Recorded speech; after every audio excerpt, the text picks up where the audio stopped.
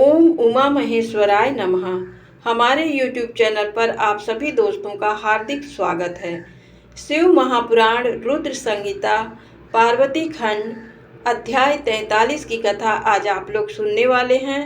शिव जी की अनुपम लीला। शिव जी की बारात देवताओं के साथ हिमालय के यहाँ पहुँच जाती है। तब देवी पार्वती की माता देवी मैना के मन में त्रिलोकीनाथ भगवान शिव को देखने की इच्छा हुई। इसलिए देवी मैना ने तुमको संदेशा भेजकर नारद जी को संदेशा भेजकर अपने पास बुलवा लिया। भगवान शिव से प्रेरित होकर देवी मैना की हार्दिक इच्छा को पूरा करने के लिए नारद जी वहां गए। अब आगे ब्रह्मा जी बोले, हे नारद, तुमको अपने सामने देखकर देवी मैना बहुत प्रसन्न हुई और तुम्हें प्रणाम करके बोली, हे मुनिश्रेष्ठ नारद जी, मैं भगवान शिव के इसी समय दर्शन करना चाहती हूँ। मैं देखना चाहती हूँ जिन शिव जी को पाने के लिए मेरी बेटी पार्वती ने घोर तपस्या की तथा अनेक कष्टों को भोगा, उन शिव जी का रूप कैसा है, वे कैसे दिखते हैं। ये कहकर तुमको साथ लेकर देवी मैना चंद्रशाला की ओर चल पड़ी। इधर भगवान शिव भी मैना के इस अभिमान को समझ गए और मुझसे वह विष्णु जी से बोले कि तुम सब देवताओं को अपने साथ लेकर गिरिराज हिमालय के घर पहुँचो। मैं भी अपने गणों के साथ पीछे पीछे आ रहा हूँ। भगवान विष्णु ने इसे भगवान शिव की आज्ञा माना और सब देवताओं को बुलाकर उनकी आज्ञा का पालन करते हुए शैलराज के घर की ओर प्रस्थान किया। देवी मैना तुम्हारे साथ अपने भवन के सबसे ऊंचे स्थान पर जाकर खड़ी हो गई। तब देवताओं की सजी सजाई सेना को देखकर मैना बहुत प्रसन्न हुई। बारात में सबसे आगे सुंदर वस्त्रों एवं आभूषणों से सजे हुए गंधर्वगण अपने वाहनों पर सवार होकर बाजे बजाते और नृत्य करते हुए आ रहे थे। इनके गण अपने हाथों में ध्वज की पताका लेकर उसे फहरा रहे थे। साथ में स्वर्ग की सुंदर अप्सराएं मुग्ध होकर नृत्य कर रही थीं। उनके पीछे वसु आ रहे थे। फिर मणिग्रीव आदि यक्ष, यमराज, वरुण, वायु, कुबेर, ईशान, देवराज इंद्र, चंद्रमा, सूर्य, भृगु आदि देव व मुनीश्वर एक से एक सुंदर और मनोहारी रूप के स्वामी थे और सर्वगुण संपन्न जान पड़ते थे। उन्हें देखकर नारद वह तुमसे यही प्रश्न करती कि क्या ये ही शिव हैं? तब तुम मुस्कुराकर ये उत्तर देते कि नहीं, ये भगवान शिव के सेवक हैं। देवी मैना ये सुनकर हर्ष से विभोर हो जाती कि जब इनके सेवक इतने सुंदर और वैभवशाली हैं तो वे स्वयं कितने रूपवान और ऐश्वर्य संपन्न होंगे। उधर दूसरी ओर भगवान शिव जो कि सर्वेश्वर हैं, उनसे भला जगत की कोई बात कैसे छिप सकती है। वे देवी मैना के हृदय की बात तुरंत जान गए और मन ही मन उन्होंने उनके मन में उत्पन्न अहंकार का नाश करने का निश्चय कर लिया। तभी वहां से जहां मैना और नारद तुम खड़े हुए थे, श्री हरि विष्णु पधारे। उनकी कांति के सामने चंद्रमा की कांति भी फीकी पड़ जाती है। वे जलंधर के समान श्याम तथा चार भुजाधारी थे और उन्होंने पीले वस्त्र पहन रखे थे। उनके नेत्र कमल दल के समान सुंदर व प्रकाशित हो रहे थे। वे गरुड़ पर विराजमान थे। शंख चक्र आदि उनकी शोभा में वृद्धि कर रहे थे। उनके सिर पर मुकुट जगमगा रहा था और वक्ष स्थल में श्रीवत्स का चिन्ह था। उनका सौंदर्य अप्रतिम तथा देखने वाले को मंत्रमुग्ध करने वाला था। उन्हें देखकर देवी मैना के हर्ष की कोई सीमा न रही और वे तुमसे बोली कि जरूर ये ही मेरी पार्वती के पति भगवान शिव होंगे। नारद जी देवी मैना के वचनों को सुनकर आप मुस्कुराए और उनसे बोले कि देवी, ये आपकी पुत्री पार्वती के होने वाले पति भगवान शिव नहीं बल्कि क्षीर सागर के स्वामी और जगत के पालक श्री हरि विष्णु हैं।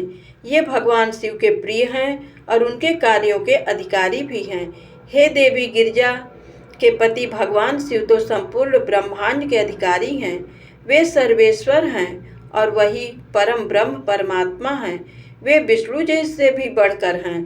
तुम्हारी ये बातें सुनकर मैना शिव जी के बारे में बहुत कुछ सोचने लगी कि मेरी पुत्री बहुत भाग्यशाली और सौभाग्यवती है, जिसे धन, वैभव और सर्वशक्ति संपन्न वर मिला है। ये सोचकर उनका हृदय हर्ष से प्रफुल्लित हो रहा था। वे शिव जी को दामाद के रूप में पाकर अपने कुल का भाग्योदय मान रही थी। वे कह रही थी कि पार्वती को जन्म देकर मैं धन्य हो गई, मेरे पति गिरिराज हिमालय भी धन्य हो गए।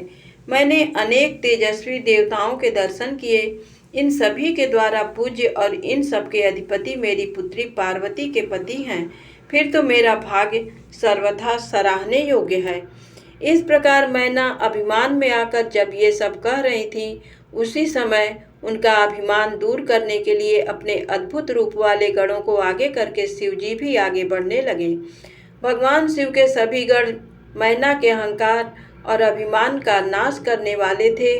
भूत प्रेत पिशाच आदि अत्यंत कुरूप गणों की सेना सामने से आ रही थी। उनमें से कई बवंडर का रूप धारण किए थे। किसी की टेढ़ी सूंड थी, किसी के होंठ लंबे थे, किसी के चेहरे पर सिर्फ दाढ़ी मूछें ही दिखाई देती थी, किसी के सिर पर बाल नहीं थे तो किसी के सिर पर बालों का घना जंगल था, किसी की आंखें नहीं थी, कोई अंधा था तो कोई काना, किसी की तो नाक ही नहीं थी, कोई हाथों में बड़े भारी भारी मुदगर लिए था तो कोई औंधा होकर चल रहा था, कोई वाहन पर उल्टा होकर बैठा हुआ था। उनमें कितने ही लंगड़े थे, किसी ने दंड और पास ले रखे थे। सभी शिवगण अत्यंत कुरूप और विकराल दिखाई देते थे। कोई सींग बजा रहा था, कोई डमरू तो कोई गोमुख को बजाता हुआ आगे बढ़ रहा था। उनमें किसी का सिर नहीं था तो किसी के धड़ का पता नहीं चल रहा था, तो किसी के अनेकों मुख थे, किसी के चेहरे पर अनगिनत आंखें लगी थी, तो किसी के अनेकों पैर थे, किसी के हाथ नहीं थे तो किसी के अनेकों कान थे, तो किसी के अनेकों सिर थे। सभी शिवगणों ने अचंभित करने वाली वेशभूषा धारण की हुई थी। कोई आकार में बहुत बड़ा था तो कोई बहुत मोटा था। वे देखने में बहुत ही भयंकर लग रहे थे। उनकी लंबी चौड़ी विशाल सेना मदमस्त होकर नाचते गाते हुए आगे बढ़ रही थी। तभी तुमने अंगुली के इशारे से शिवगणों को दिखाते हुए देवी मैना से कहा कि दर्शन करना। देवी, पहले आप भगवान शिव के गणों को देख लें। तत्पश्चात महादेव जी भूत प्रेतों की इतनी बड़ी सेना को देखकर देवी मैना भय से कांपने लगी।